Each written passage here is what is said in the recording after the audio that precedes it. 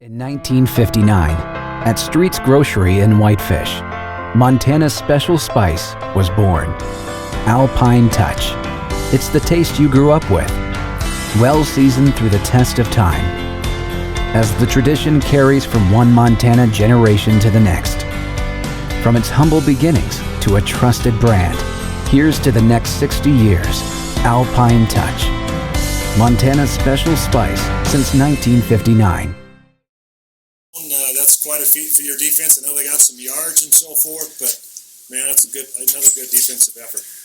Yeah, I think credit to Idaho State. They did a good job running the football. I mean, we were down a couple guys today. I don't know if that prompted that move or not, but yeah, they were able to move the ball, a little bit between the 20s. Didn't think we tackled as well today, but ultimately we were able to keep them out of the end zone, and that's a credit to our guys' continued fight. They want to keep them out of the end zone as much as we all do, and it was good to see that happen today. So, yeah, tough game. I know not the prettiest, but at the end of it, excited to come out of it with a win. I knew watching Idaho State through the course of this season, they got good players. They're extremely dangerous, and we said it all week. And they showed up and they did some things today that caused us some problems. And like I said, we were down a couple guys. We had guys step up and to open that lead up and get it to 27-9, and ultimately come out of a win heading into the bye week. Proud of the guys for sure today. What can you say about Chase's absence? He got hurt today, the damnedest thing actually, and he'll be back as far as I know. I don't know the depth of it, but I trust that we'll get him back. Was it pregame, like a warm-up thing? It was in a walkthrough, so I'll just leave it at that. Yeah. And then the other absences, anything? We'll get guys back. Yeah, last week was physical. It took its toll on a couple guys, and but we knew that the extra day could get us maybe home on a couple guys, and it didn't. So we should be. We'll see how we came out of this game, but I think we should be sitting pretty good with a bye week. But yeah, last week's game took its toll in a couple situations and kept a couple guys out. Chase just seemed like you, like you said, ran the ball a lot. Did you, key on any certain facets on defense to fill in for him? Or? Well, I think the positive thing is we didn't have to throw guys out there that hadn't played. Those guys on the inside have played, and they're Chase is an elite player in this conference, and you take him out of the mix, it's gonna have an effect. I'd imagine we maybe moved a little bit more in his absence, but our guys fought. I didn't think we tackled as well today, and that's been kind of a hallmark, and that's certainly you got to tip your hat to their backs a little bit too. I thought they ran hard. They were certainly bound and determined to run the football today. I can't imagine the number of rushes they had, but quite a few it seemed like. And typically, that's not what we've been able to see. We've been able to get teams behind the chains and get them in third down. That just didn't happen as much today as it usually has. Did you think there was any kind of offensive carryover, being a little sluggish in that first half from what you experienced last week? Oh, I don't know. I think we try to go up top early and overthrow the first play of the game. I think plays like that can shift things. We're probably still trying to find our way just a little bit, but I thought that there's credit that goes their way. We got to be able to make those plays one-on-one, in those situations and open it up. And when you don't make them, you allow them to get their numbers right in the just the offense-defense matchup, and it's harder to run a football. I know Isaiah was able to pop out quite a few times, but it wasn't as consistent to get the 4 or the 6 as we'd like. So, we'll look at the tape, and I'm sure there'll be things that we feel like we can do better. How big of a luxury is it to have a runner like Isaiah, where if the passing game is not working, you can still move the ball? It's a huge luxury. Yeah, he's sitting right behind you. But a guy that's it takes more than one guy to bring down. That's what you're looking for at that position. The first guy rarely gets him down. He's going to keep his feet going. He's got an opportunity to get out in space. He's going to make the most of it. So yeah, we would be in tough shape if we didn't have his 165 yards today. I know that. think on one drive you guys were in 2nd and 10 twice, which typically passing down, but you handed it to Isaiah both times, got first down both times, 2 times. Yeah, I think we try to mix it up on those situations. We feel like that run either gets you the first down like it maybe did, or it gets you in a 3rd and medium. So that's the thought process there. And the time of possession I know was not in our favor. Holy cow, it was 42 plus, and that's the way it felt. And offensively in a game like that, you never get in rhythm, and that's not the type of game we want to be about. We put more points up in the 17 plus, but there was just no rhythm. I felt like today, and fortunately, we were able to make a couple big plays in the passing game in the second half to get 2 touchdowns. But weird, ugly. I don't know. You could throw about any adjective on that, and that's kind of what it looked like today. And Matt was like 4 for 11 in the first half, 26 yards, I think, in the second half. You put up statistically good. Yeah, there was balls that we certainly, I would say most times, most games we connect on that showed up in that first half. Again, I think you could attest that to finding a rhythm, not you're not getting in the groove, however you want to characterize it. That didn't happen in the first half, and I think continued trust in him that he could make some plays was the thought process at halftime. And fortunately, we were able to do that. Maybe not as much as we'd like, but enough to open up that score. You threw on the first 2 plays of the game on your first drive. Was that at all a reaction to last week at all? Oh, I don't know. I think each game's its own, and you look at it and say, all right, how are they going to look at us? Okay, and are we get one-on-one? If we get a chance to get a one-on-one play with Lance in that situation, let's go after it. And then we're in 2nd and 10, and we didn't hit that one. So I don't know if it's a reaction to it. I think it was just a way to try to get things rolling. And unfortunately, it didn't happen that first drive. But then we were able to get some beyond them as the game went on. And Sebastian starting, is that? I guess what can you say about why he was? Yeah, Sebastian and Blake have been playing almost equal reps, and it's been a battle. And out of the Weaver game, Sebastian was ahead, so he was the one that went out there first. I'd imagine they still played equal reps, but that was a product of Sebastian's play and improvement more than anything that Blake had done, because Blake probably played about the same as him today, I'm guessing.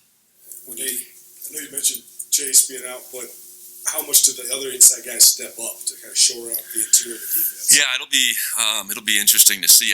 They had to, and like I mentioned before, the good thing was it wasn't the first time that those guys have been put on the field.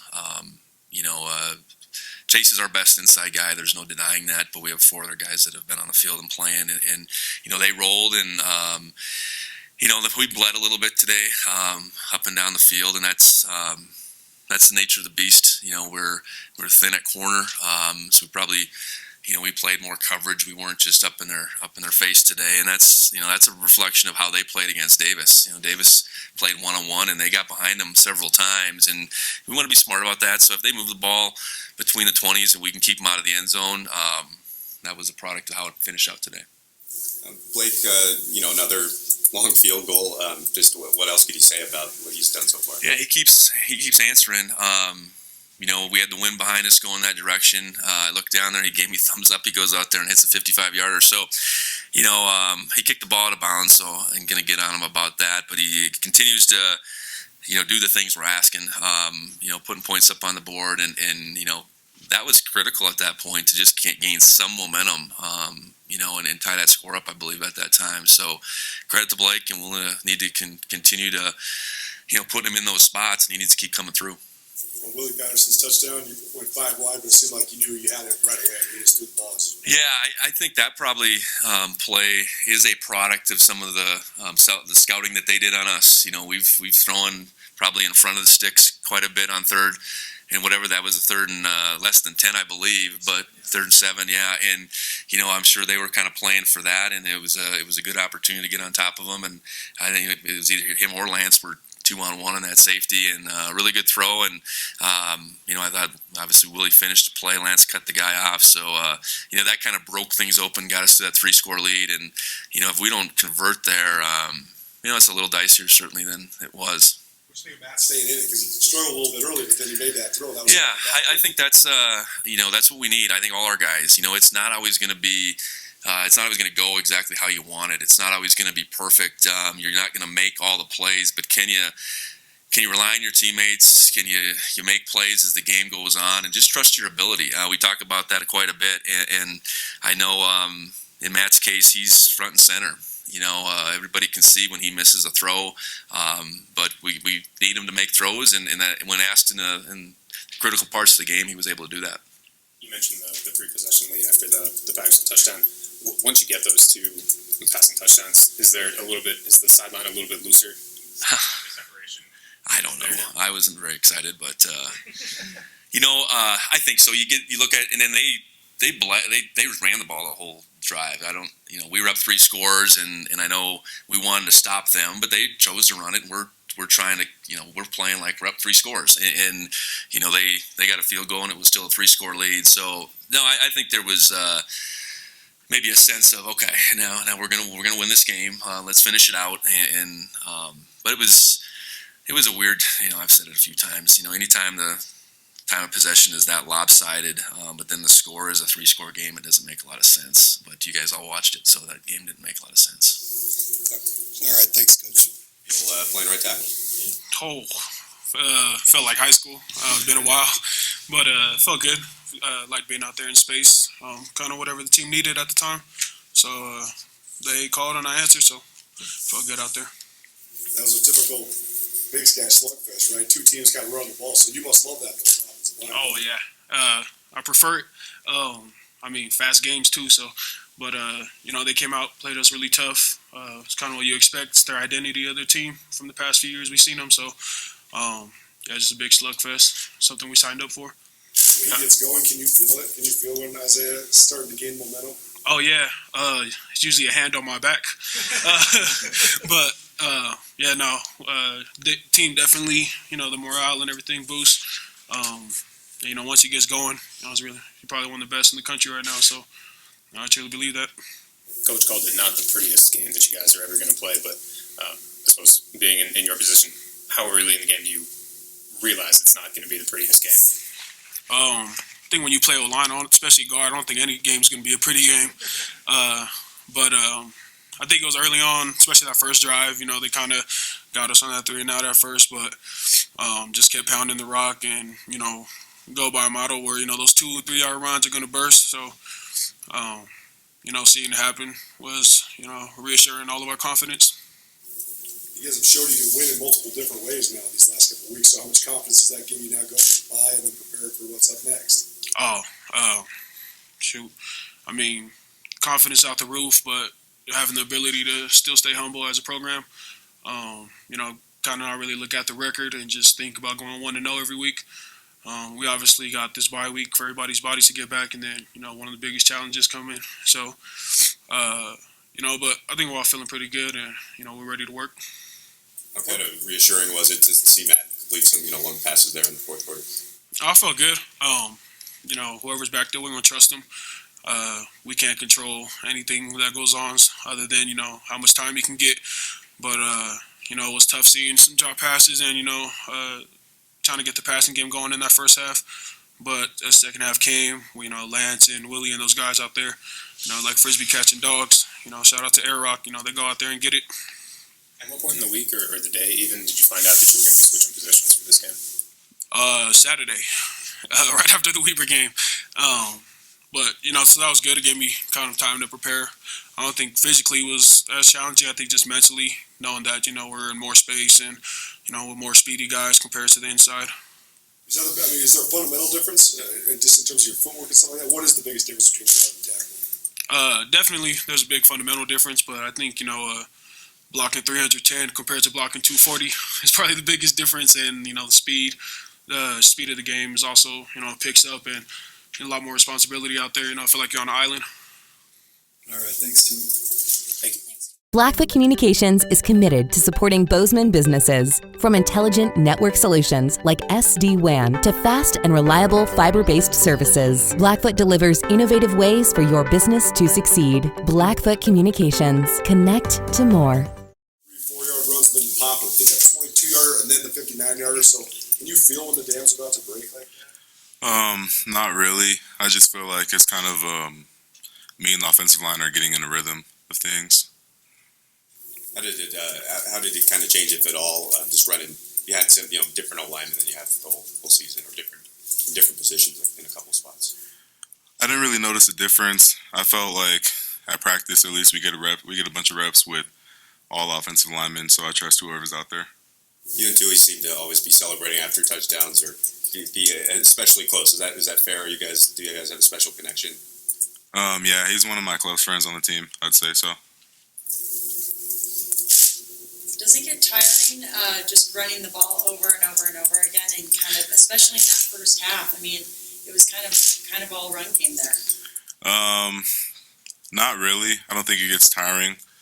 We condition throughout the week, and at practice, on our run stuff, we're always jogging and running everywhere. So I feel like we're well conditioned for the games. After the long run, did you wish they kept you in? I mean, yeah, I always want to be in, but if Coach Bill sees something, and I trust him. What was the biggest difference between running this week compared to last week? I don't really know. I feel like as a running back, we were just seeing the holes better. I know that in the Weber game, there was a couple that we missed that could have been big gains, but we spent a lot of time this week. How important is patience in your position? As Tui said, eventually, those 2 or 3 yard gains are going to extend into something a little bit longer. How much do you have to really keep that in mind? I feel like you just got to think about the next play. Like, say you get a negative gain, you can't have that weigh down on your mind. You just got to trust that the offensive linemen are going to get some push and create the holes to run through. After last week, was there a lot of talk about just can kind of continue to stay the course and do the same game plan, and those holes will open up? Was there some of that? Yeah. We think where you guys are at right now going into your bye week. I think we're at a good spot, but we still got to prepare for our next opponent, and we also just got to be 1-0 end of the week. Have you had any words just with Matt trying to pick him up, or just the conversations you've had with him during the last couple games when he's been struggling? Yeah, I trust him out there. I mean, everyone struggles at a certain point in the game, and the coaches have him out there. I trust him. I believe in him, and he did some pretty good stuff in the second half. Thanks, Sensei. The main man in the middle. How do you think the defensive line played without Chase in the lineup? I mean, it's always tough when a guy like Chase goes down, especially being as good as he is. But, I mean, young guys are able to step up. We played well as a unit. We had a good game plan going in. We were able to execute that, and guys played well and won their one-on-ones. They were trying to just keep the ball, milk the clock, play ball control. So from a defensive line perspective, what does that take to just, when you know you're going to face run after run after run? We knew coming in Idaho State was going to be a physical team, wanted to run the ball. We trust that we're a well-conditioned group, we're a physical group, and we knew that if we stuck to the game plan, just continue to execute play after play after play, it would come out, and it would be a good result for us. Coach said that it wasn't the team's maybe collective best tackling performance today. Do you kind of have that same evaluation?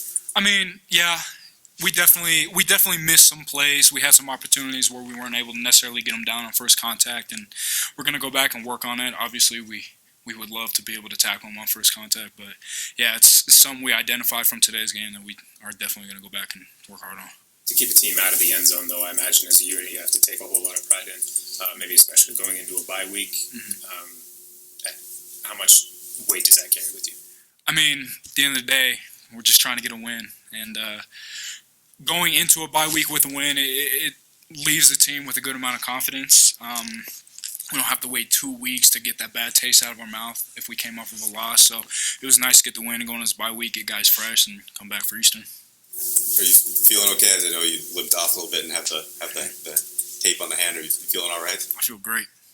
I mean, the team's a little banged up. I mean, how important do you think this bye week is for you guys? It came to the point in the season where, I mean, every team's going to be banged up a little bit. So having a bye week now is good timing for us, especially get a week, especially before a big game like Eastern. So it's going to feel good to have a bye week. I'll say that.